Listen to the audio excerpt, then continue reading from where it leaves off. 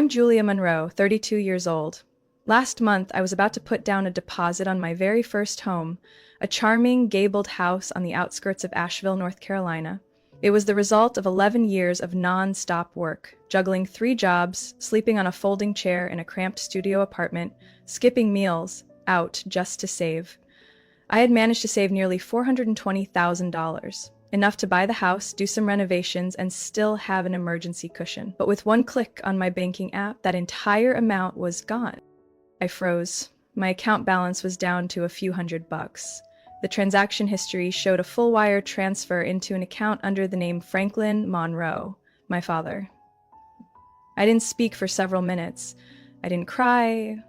I didn't scream.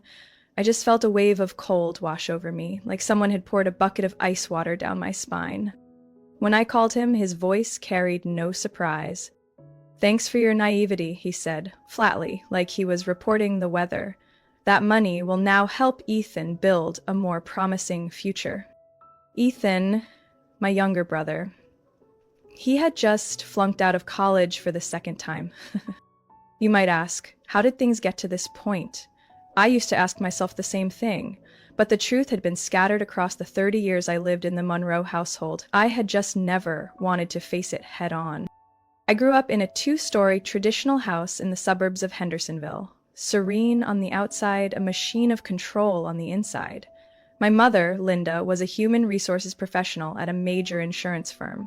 She scheduled everything: meals, homework, extracurriculars, even how long I was allowed to talk to friends on the phone. My father, Franklin, was a financial analyst. He never gave me spending money without demanding detailed logs of how it was used. I once got scolded for buying a magazine without asking. I didn't have my own room until I was 14, and even then, they'd walk in without knocking. My mother called it responsible parenting. To me, it was constant invasion. They controlled how I dressed, what I read, and who I was allowed to befriend. I wasn't allowed to attend summer camps unless they were resume building. But Ethan, he lived on a completely different planet. He was 4 years younger and treated like some kind of reward after a hard life. He had his own room at age 8, got video game consoles, expensive bikes, and was forgiven every time he broke the rules.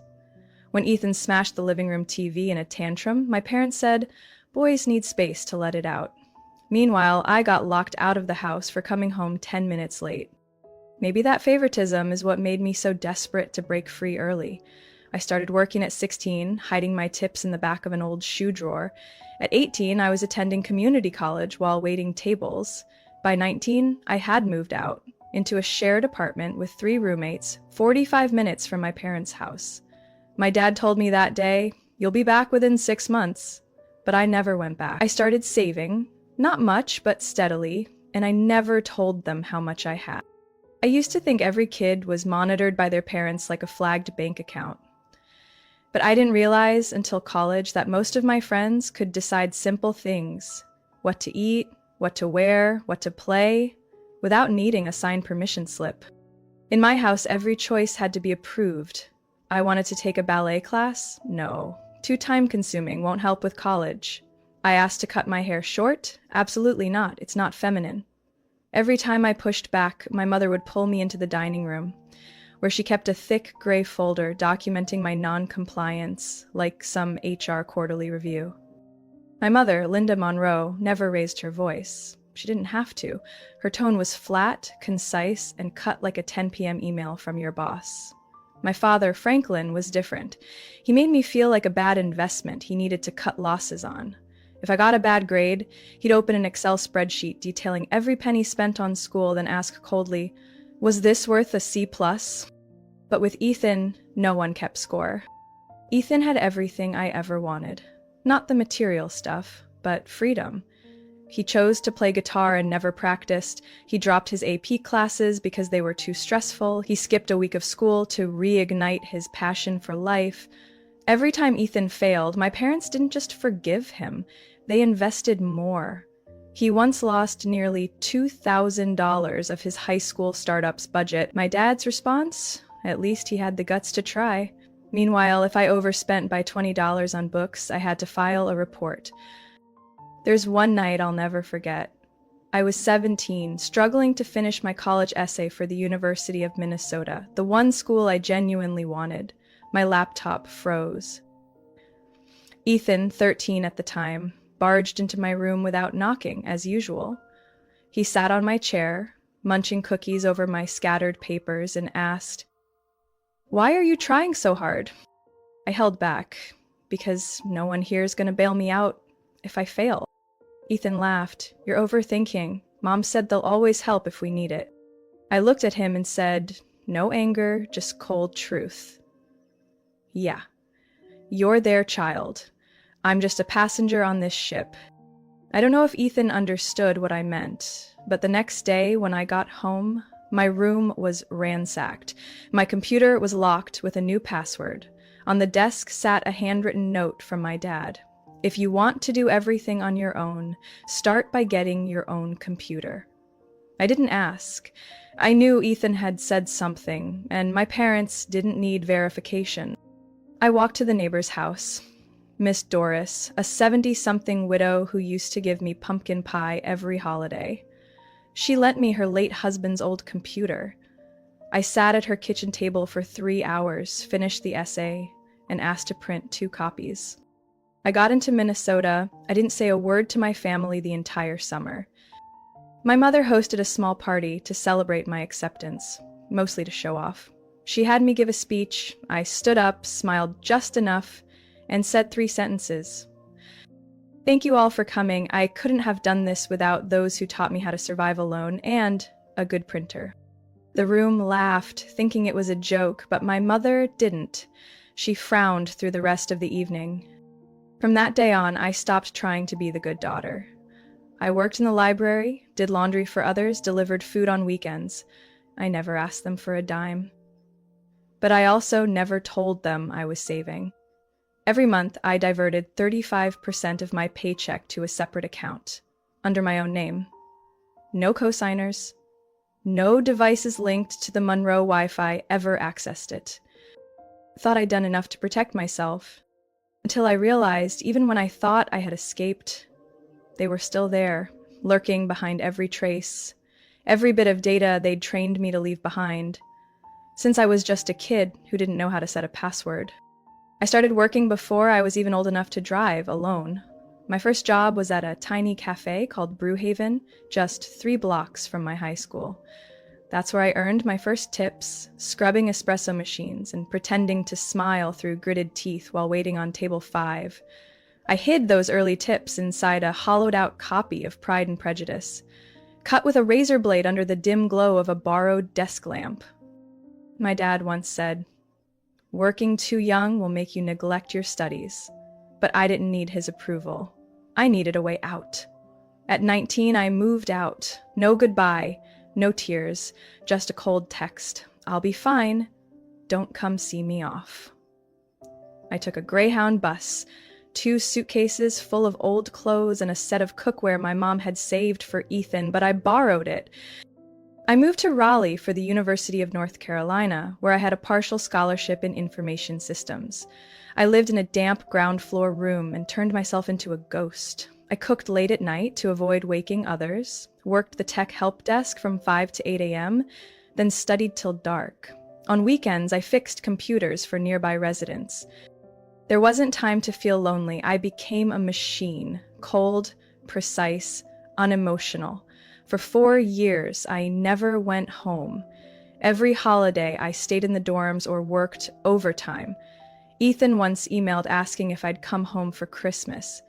I didn't reply, because I knew if I did, I'd just be another number in Dad's spreadsheet. At 23, I graduated with honors and got a job at a small cybersecurity firm called Sentinel Logic. The pay wasn't great, but it gave me freedom. I saved 40% of every paycheck. I still rode the bus, wore thrifted clothes, turned down lunch invites. Within 3 years, I had saved over $100,000. But I didn't stop.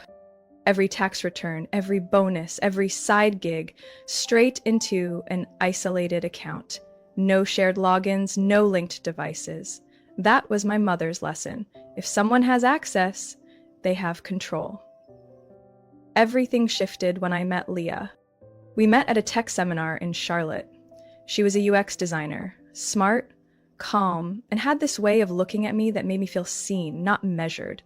We debated personal finance app security for hours, then ended the night over beer and a smile I carried with me all the way home. We started texting, then video calls, then, 8 months in, we moved in together. Leah was the first to ask, "Do you actually want to own a house, or is that just how you prove to your parents you don't need them?" I paused for a long time. Then I said, "Both." Leah didn't try to talk me out of it. Instead, she helped me reframe the goal. 3 bedrooms, a small home office, a sunny kitchen, and a backyard garden for basil and mint. Things I once wrote off as unnecessary. She was the first person who said, "You deserve a life you don't have to shrink to fit." We started house hunting. We saw at least 15. I rated each one with a custom encrypted checklist, like coding an algorithm for happiness. And then we found it.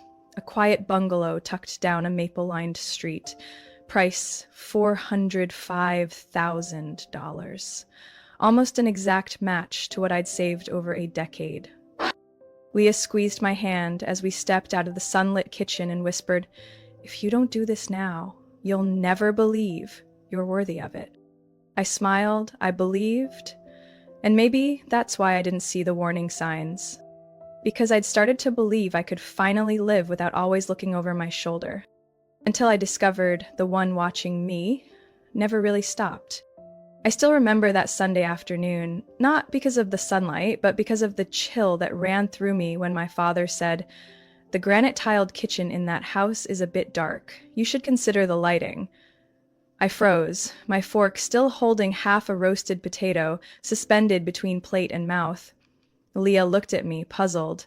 My mother casually sipped her wine as if nothing unusual had just been said. I had never shared any details about the house with them. No photos, no texts, no phone calls. I swallowed the lump in my throat and asked as lightly as I could, "How do you know about that kitchen?" My father shrugged. "You must have mentioned it on the phone last week." But last week I had said exactly 2 things. I'm considering a house on Grove Street, and I haven't made any decisions yet. I didn't mention the kitchen. Especially not the cool gray granite with silver veining, something you could only see in person. From that moment on, I started paying attention. 3 days later, I got a notification from my banking app. Login confirmed from a new device at 3:17 p.m. I was at the office at that time. My personal laptop was at home. No one else had my password. No one had biometric access. I immediately changed all my credentials, enabled 2-step verification, and called the bank. "We detected a login from an IP address in Asheville," the support rep said. "It doesn't match your saved devices." I asked them to temporarily freeze my account and requested the login history for the past 30 days. They emailed me the report within the hour, and I went numb. There were signs of repeated access every 3 to 4 days, going back 6 weeks. That night, I opened my personal laptop and ran a full security scan. The basic results showed nothing, but when I used our company's specialized deep scan malware tool, everything came to light. A hidden process was running, disguised as a system monitoring tool, but when I opened the internal code, it was clear. Keylogger, screen capture, and a microphone-based recording module. My whole body went cold. Leah walked in, saw me frozen in front of the screen, and asked, "What's going on?" I pointed at the lines of code. "Someone's been watching everything I do on this machine, every bank login, every email, even the floor plan I saved yesterday." She blinked. "How did that get on your computer?" It took nearly a full minute before I remembered. 4 months ago, my laptop started lagging after an OS update. During a brief visit home, a night when I gave in after my mother begged, my dad offered to clean up the system and reinstall drivers. He took my laptop into his office for nearly 2 hours. I remember being in the garden with my mom, pulling weeds from flower beds I didn't care about. When he gave it back, the machine ran smoother. I had thanked him. I had been foolish. I immediately used Leia's laptop to log into my bank account, and my heart sank the second I saw the balance, 74 cents. I checked the transaction history, one transfer made the morning before, for the full amount of $418,263.14. Everything I'd saved over 11 years, sent to an account labeled F. Monroe Holding. No bank created a corporate account under that name without showing me exactly who was behind it. Leah said nothing. She held me as I gasped for air, as I cried uncontrollably, as I pounded the table like a child who had just lost her mother. I nearly screamed. I was careful. I was so careful.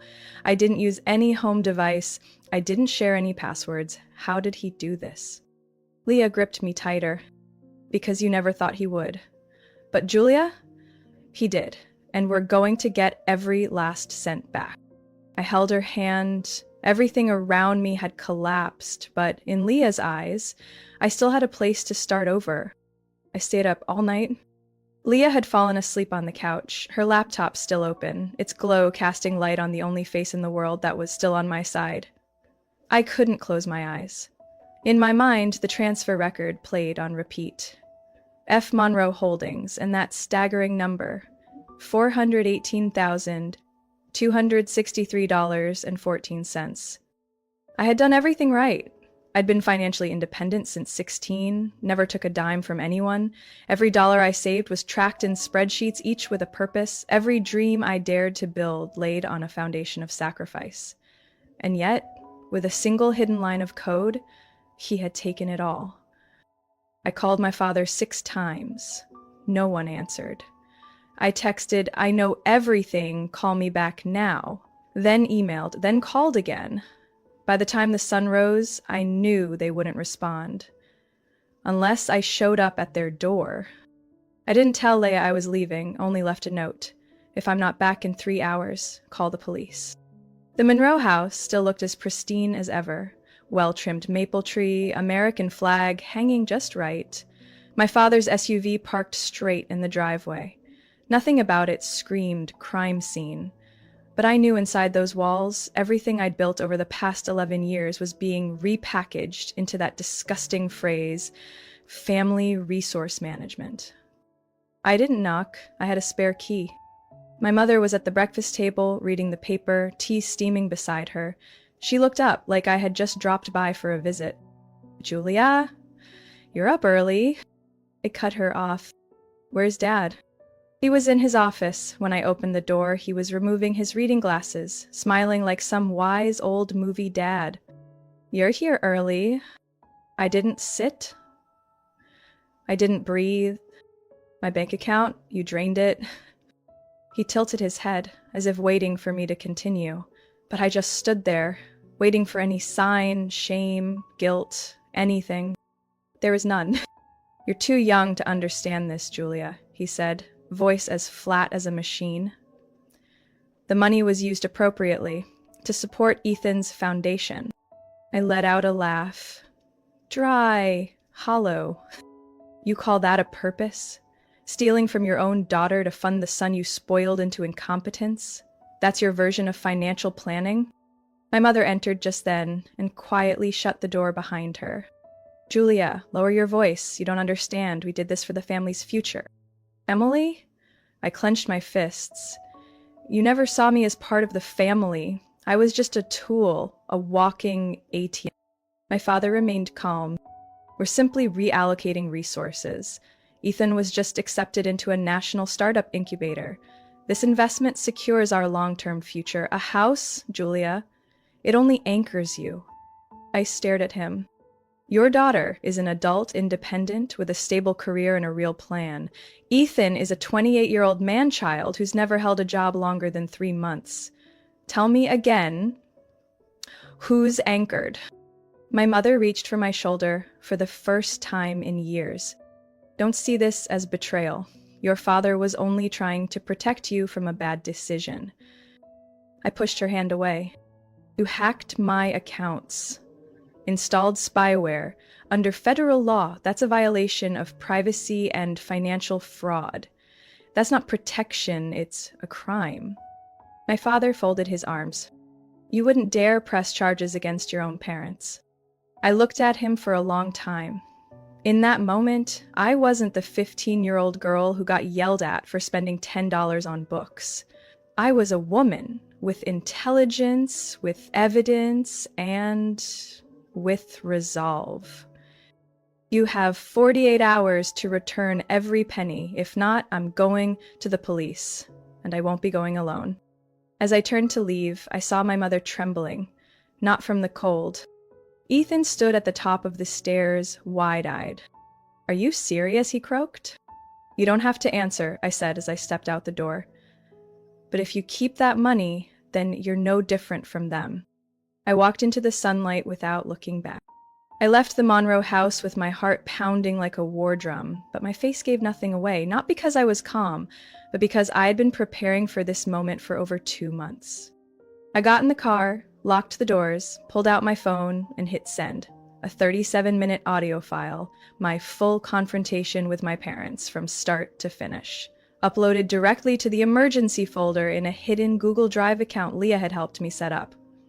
It was also shared with my tech attorney, Mr. Terrence Roth, and a cybersecurity specialist I'd privately hired to handle the spyware on my laptop. Because my father was right about one thing, I wasn't going alone. Back home, Leah was waiting. I opened my laptop and logged into the secondary bank account, where I'd quietly moved most of my funds after spotting early red flags. The balance was intact, $351,274.33. Only $39,000 had been left in the compromised account, and I had left it there on purpose. You planned for this? Leah asked, stunned. Never trusting completely, I nodded. Is the first lesson you learn growing up in a household that demands quarterly financial updates? I sent Terrence the bank statements, all the screenshots, the spyware code I extracted from my laptop, and the transaction logs. By the end of the day, he called back. Half disbelief, half admiration. Julia, this isn't just a state violation. They've breached at least 3 federal statutes. If you're willing, we can file both civil and criminal charges. I didn't hesitate. Do it. 2 days later, I walked into the Asheville Police Department with Leah and Terrence. There, I filed an official complaint with all supporting evidence. Unauthorized logins, malicious code, the audio recording. The officer in charge, Lieutenant Davis, sat silent for a long time after reviewing everything. He said, we see a lot of cases where kids steal from parents, but rarely the other way around. I looked him straight in the eye. That's probably because most victims lack proof, or they're used to swallowing it. I'm not. I didn't expect Ethan to show up the next day. He came to my door looking pale, gaunt, like someone fleeing the very world that had once coddled him.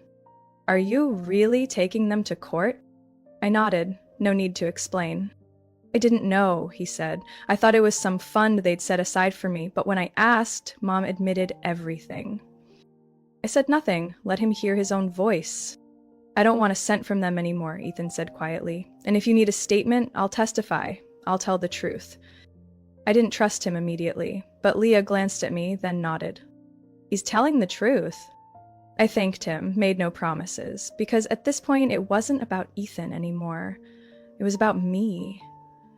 And not letting anyone rewrite my life story with well-rehearsed excuses. Within 2 weeks, the court accepted the lawsuit.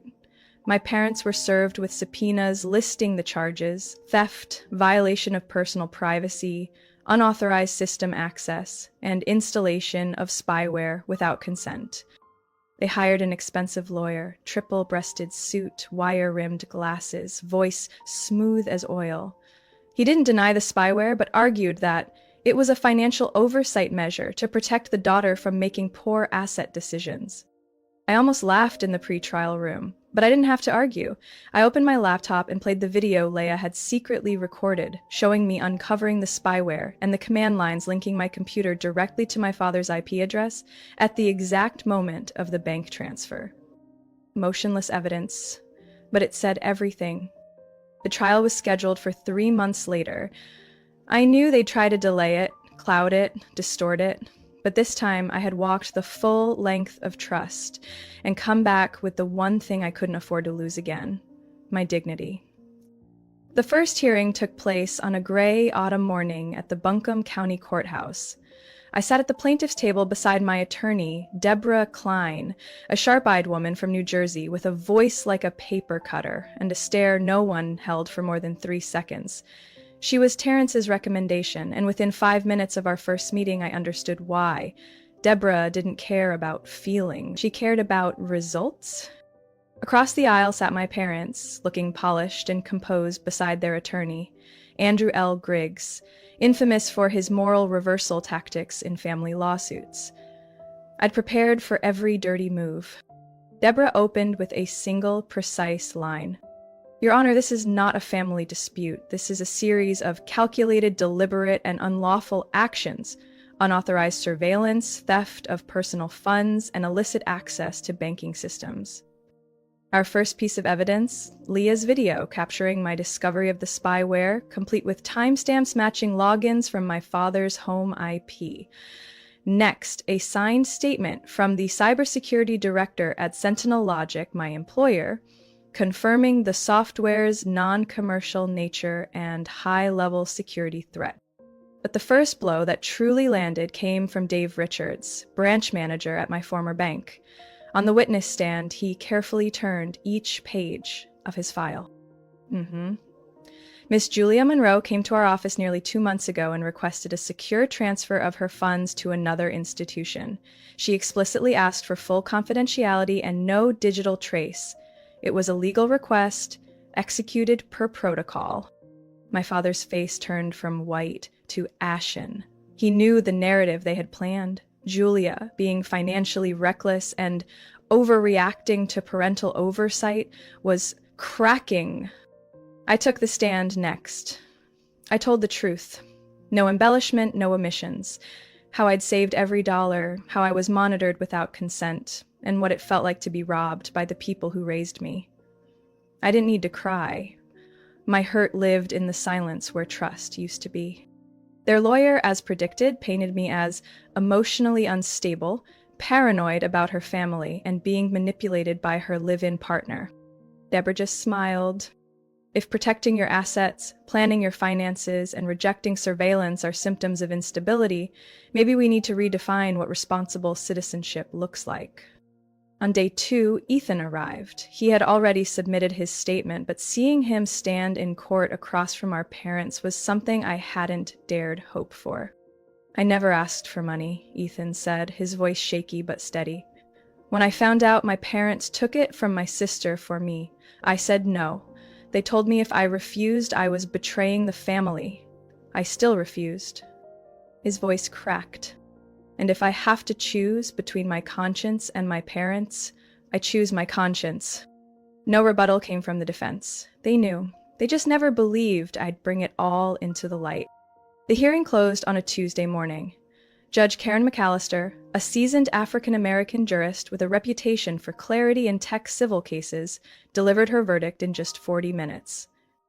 This court finds the defendants guilty of violating personal privacy, committing theft, and evading legal accountability through the guise of moral family obligation. The defendants are ordered to repay the $39,000 taken, plus $50,000 in damages for emotional distress, financial disruption, and legal expenses. I didn't smile. I just exhaled, truly and fully. For the first time in months, no longer counting every dollar, every login, every breath. My parents didn't look at me as they left the courtroom. My mother hid behind dark sunglasses. My father adjusted his tie. But I knew what they truly lost today wasn't the money. It was the right to ever again say, "We only wanted what's best for you." 1 week after the trial, I received a bouquet at the office. No card, no message.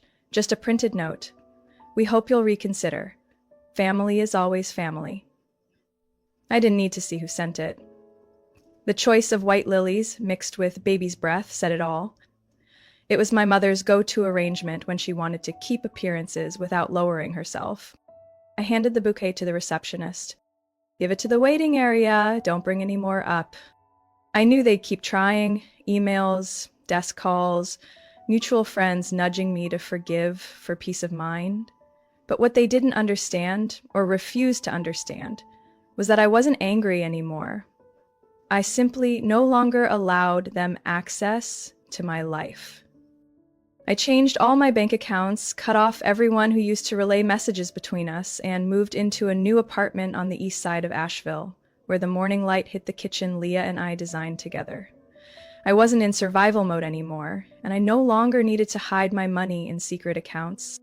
Sentinel Logic, where I had been a mid-level security engineer, offered me a new position, team lead for a project focused on protecting personal digital privacy, especially in cases involving surveillance from within one's own family. That offer came just a month after I posted a detailed article about my experience on a Women in Tech forum. I didn't name anyone, but every detail was real. And it spread faster than I expected. From there, speaking requests followed. First, internal conferences in the cybersecurity field, then universities, eventually financial freedom summits for independent women. The topic never changed. Privacy begins when you stop letting family control your passwords. Once, after a talk in Raleigh, a woman in her 50s approached me, trembling. My daughter once called me controlling.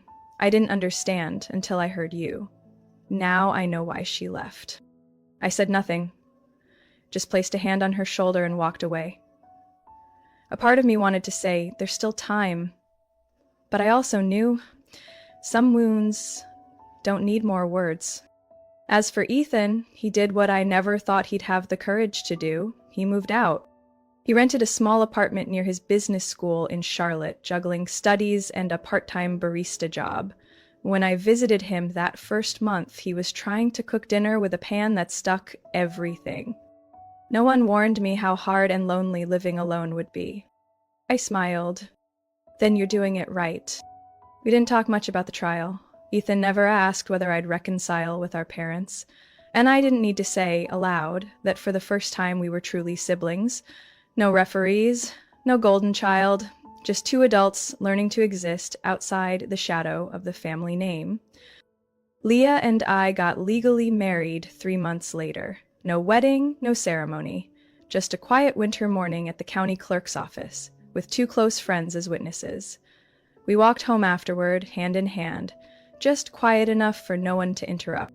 I hung a copy of the court ruling in my office, not to brag about winning, but to remind myself. Freedom doesn't begin with a court victory. It begins the moment you dare to say enough. Some still call me cruel, that suing your own parents is unthinkable, but I don't live inside their imagination. I live with the truth I had to grow up with. Sometimes the people who hurt you most are the ones you once called family. One night, while teaching a virtual class on digital privacy, a student raised their hand and asked, "Do you think you went too far? I mean, they're your parents." I looked straight into the camera. "Mister, they are my parents, but I don't belong to them. I belong to myself." And I had to go a long way to reclaim that. One spring morning, just after I finished tending to the lavender pots on the porch, Leah stepped out with a silver-gray envelope in her hand. She said nothing, just handed it to me and returned to the kitchen, where the smell of fresh waffles was beginning to fill the air. I recognized the handwriting, neat, slanted slightly right. It was my father's. I never expected a letter from him. Honestly, I didn't think I'd ever receive one, but I opened it because I no longer feared it could take anything from me. Julia, if you're reading this, it means I've learned not to check someone's email history anymore. And maybe it also means I'm ready to admit you were right. Not because the court said so, but because I finally know it deep inside. I'm not asking for forgiveness. I just want you to know that in the end, I understood what it means to cross a line, and what it means to lose a daughter because I thought I had the right to keep her at any cost. No drama, no rambling, just one printed page signed Franklin. I folded the letter and placed it in a drawer. I didn't tell Leah. I didn't have to. Forgiveness, if it ever came, wouldn't come through a letter. It would come through him learning when to stay silent, how to show up the right way, and when to step back. A few weeks later, we bought our dream house, a modern farmhouse with white walls, a gray roof, wide windows, and a wooden fence Leah and I painted ourselves over 3 days. It had a study with built-in shelves, a sunlit kitchen perfect for spontaneous baking, and a backyard big enough for both a vegetable garden and a cozy table for friends. Right where the sunlight streamed through the skylight every morning, Leah placed a navy velvet box on the table, next to a cup of coffee and a smile that stopped my breath. No orchestra, no roses, just me and this house, if you want it. I didn't need to think. He once said, "You'll come crawling back in 6 months." It took me 11 years. But Leah, I'm finally home. We threw a small party. Our kind of celebration, with apple pie, acoustic guitar, a few close friends, and Ethan giving a toast that nearly broke me. When I was a kid, I thought Julia was just weird. Now I know. She was the only one brave enough to live honestly, and because of her, I learned how to be honest too. Thank you, sis. Life after that wasn't perfect because I no longer believed in perfect. Some nights, the old memories still woke me up, drenched in sweat from a surprise doorbell, but I had Leah. I had the freedom I fought for, and I had a job that gave me a reason. Every time I helped someone reclaim their account, I reclaimed a piece of myself. A year later, I was invited to speak at TEDx Asheville. The talk was titled, "Privacy Doesn't Begin with Technology. It Begins When You Stop Apologizing for Your Boundaries." It ended with a long-standing ovation I still feel every time I step on stage. I never replied to my father's letter, but that Christmas I sent a card. No name, just one line. No one has the right to control another person, not even the one who gave them life. I no longer live to be accepted, I live to choose whom I love, where I stay, whom I trust, and what dreams I build. Money can be stolen, memories can be twisted, but the ability to steer your own life, once reclaimed, can never be taken from you again, if you have the courage to hold on to it with both hands. Julia's story is a powerful reminder that family ties should never be used as an excuse to control or violate someone's privacy. In real life, many people grow up in toxic households and still feel guilty for setting boundaries. But the truth is, you're not selfish for protecting your assets, your dreams, and your dignity. Freedom isn't just having money in the bank. It's the ability to live by your own values, no matter who once tried to define you. What do you think about Julia's journey? Would you have the courage to stand up for yourself like she did? Share your thoughts in the comments, and don't forget to follow the channel for more powerful, true-life family stories.